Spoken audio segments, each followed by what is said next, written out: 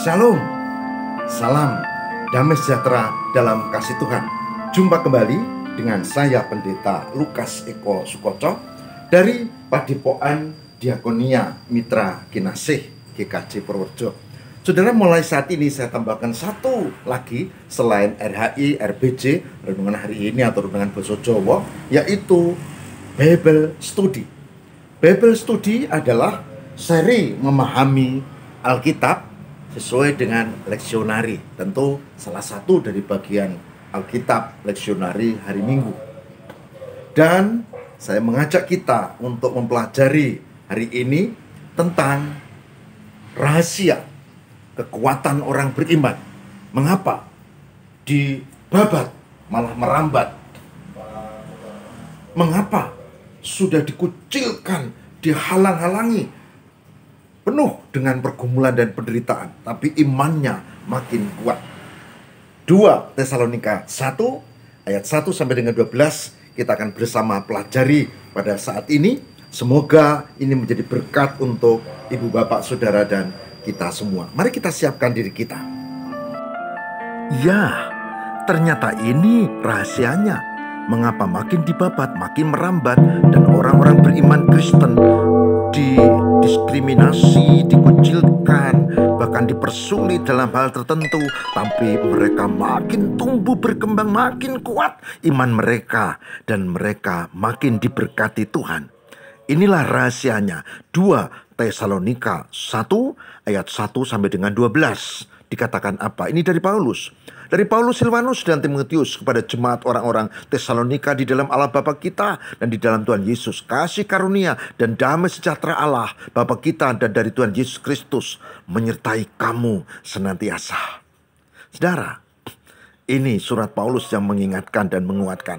Berikutnya dikatakan, kami wajib selalu mengucap syukur kepada Allah karena kamu, saudara-saudara. Dan memang patutlah demikian karena imanmu makin bertambah dan kasihmu seorang kan yang lain makin kuat di antara kamu. Sehingga di dalam jemaat-jemaat Allah kami sendiri bermegah tentang kamu karena ketabahanmu dan imanmu dalam segala penganiayaan dan penindasan yang kamu derita. Dianiaya, ditindas, tapi makin kuat di dalam Tuhan. Suatu bukti tentang adilnya penghakiman Allah yang menyatakan bahwa kamu layak menjadi warga kerajaan Allah. Kamu yang sekarang menderita karena kerajaan itu sebab penindasan kepada mereka yang menindas kamu, dan untuk memberikan kelegaan pada kamu yang ditindas, dan juga kepada kami pada waktu Tuhan Yesus dari surga menyatakan dirinya bersama-sama dengan malaikat-malaikatnya dalam kuasanya di dalam api yang menyala-nyala. Ya, kita dibela Tuhan, kita ditolong. Dan mengadakan pembalasan terhadap mereka yang tidak mau mengenal Allah dan tidak mentaati Injil. Tidak mentaati Injil Yesus Tuhan kita. Mereka ini akan menjalani hukuman kebinasaan selama-lamanya. Dijauhkan dari hadirat Tuhan, dari kemuliaan kekuatannya. Tuhan akan menghukum, tapi Tuhan akan menolong kita orang-orang beriman. Nah, berikutnya dikatakan, apabila ia datang pada hari itu untuk dimuliakan di antara orang-orang kudusnya dan untuk dikagumi oleh semua orang percaya, sebab kesaksian yang kami bawa kepadamu telah kamu percayai. Karena ini kami senantiasa berdoa untuk kamu supaya Allah kita menganggap kamu layak bagi panggilannya dan dengan kekuatannya menyempurnakan kehendakmu untuk berbuat baik dan menyempurnakan segala pekerjaan imanmu, sehingga di dalam nama Yesus Tuhan kita dimuliakan di dalam kamu dan kamu di dalam Dia menurut kasih karunia Allah kita. Saudara, ada hal yang menarik. Ada yang menarik dari firman Tuhan yang barusan kita baca tadi. Ya, Rasul Paulus menyampaikan pesan yang penting secara detail kepada kita umat yang beriman. Tak hanya pada Tesalonika. Yang pertama pesannya adalah bagaimana ayat 1 sampai dengan 5, terutama ayat 5, ada fakta. Pertama, orang beriman memang ditindas oleh sekelompok orang antikristus, dikucilkan, dikafirkan. Tapi fakta kedua, orang beriman dikuatkan, diberkati senantiasa oleh Tuhan. Dan fakta ketiga, orang beriman pasti menjadi warga kerajaan Allah. Artinya dia pasti menerima keselamatan tak hanya di dunia, tapi juga jaminan di surga. Itulah sebabnya kalau ada orang beriman yang meninggal dituliskan RIP, Rest in Peace, kembali ke pangkuan surgawi. Sedangkan yang lain tidak. Nah, fakta yang poin penting kedua adalah ada Tuhan seakan membiarkan orang beriman mengalami penindasan. Seakan membiarkan. Tapi fakta kedua, Tuhan memberi kekuatan. Lalu ditindas.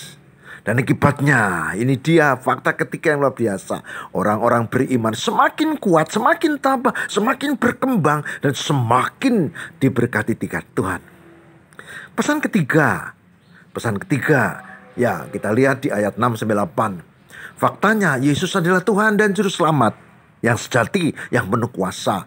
Tuhan Yesus pasti akan menghukum para antikristus yang menolak Injil, menolak keselamatan. Bahkan yang memusuhi orang Kristen pasti akan dihukum. Sedangkan orang-orang beriman Kristen malah makin diberkati. Itu jaminan yang harus dijawab dengan iman, ya dan amin, supaya kita tetap setia di dalam Tuhan.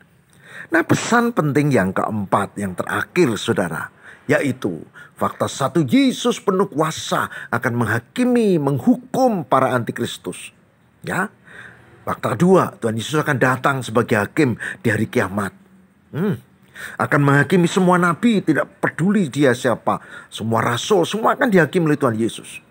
Tapi orang beriman diberkati dan diselamatkan. Ini fakta ketiga, ini janji Tuhan ya dan amin.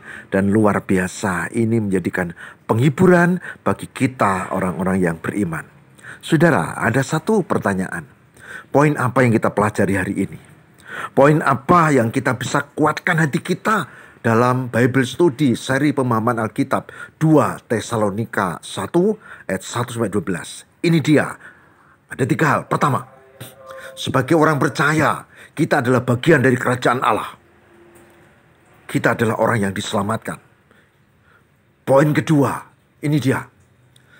Antikristus memang terus menggoda, melawan, menggoyahkan keyakinan kita, maunya begitu. Bahkan memusuhi, tapi jangan takut. Karena Tuhan yang akan menghakimi, Tuhan yang akan menghukum mereka. Sementara kita dikuatkan. Yang terakhir, yang ketiga, kita dipanggil untuk memiliki pola pikir yang setia. Dengan tetap berjuang dalam hidup, mengerjakan iman kita dalam kebenaran. Sehingga nama Tuhan Yesus Kristus dimuliakan dalam kehidupan kita. Nah, ini sarasean untuk kelompok kita. Sarasean untuk diskusi kelompok. Perhatikan.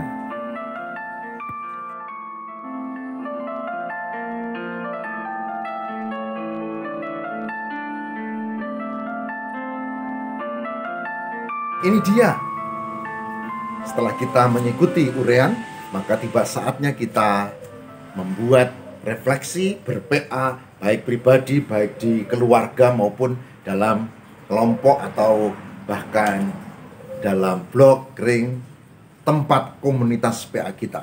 Yang pertama, hidup sebagai umat Kristen di tengah kelompok lain, kelompok antikristus, memang tidak mudah.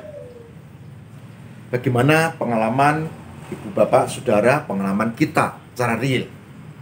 Mungkin ada yang biasa saja, mungkin ada yang happy-happy, mungkin ada yang mengalami penderitaan, atau mungkin dikucilkan, atau mungkin mengalami diskriminasi. Ya, ada anak pendeta yang berbakat, tapi ketika paduan suara itu muncul mewakili sekolahnya untuk lomba, maka si siswi anak pendeta ini harus memimpin sebagai konduktor dengan dipaksa menggunakan pakaian yang sebetulnya bukan ciri khas orang beriman di dalam Kristus. Ya, daripada ramai dia ikut juga, meski dalam hati setengah hati ya, karena itu memang bukan identitasnya. Itu pernah ada dan tidak mudah. Kita tidak bisa menyalahkan, tidak mudah. Bagaimana? Apakah ibu bapak dan saudara pernah mengalami seperti itu? Coba sharingkan dengan orang-orang di sekitar kita.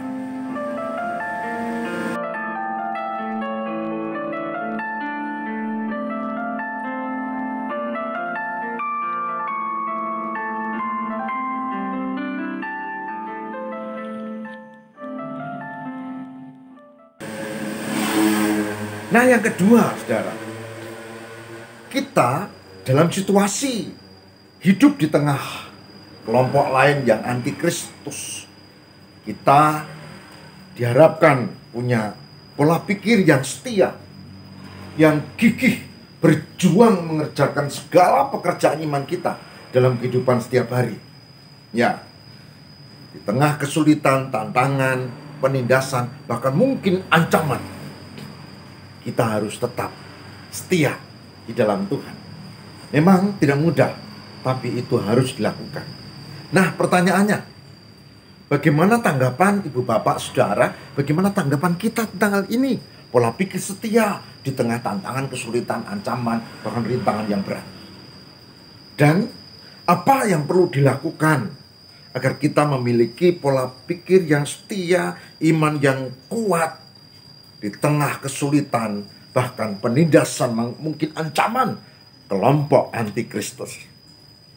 Apa tanggapan panjenengan? Dan bagaimana agar kita mampu memiliki iman yang kuat? Coba ceritakan hal ini dengan orang-orang di sekitar kita atau kelompok PA panjenengan semua.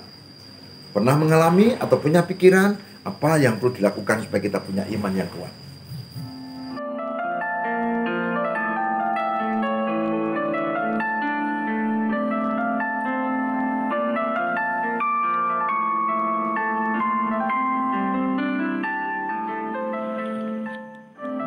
Dua hal ini mari kita dalami. Silakan ibu bapak cermati dan lakukan. Semoga PA hari ini menjadi berkat.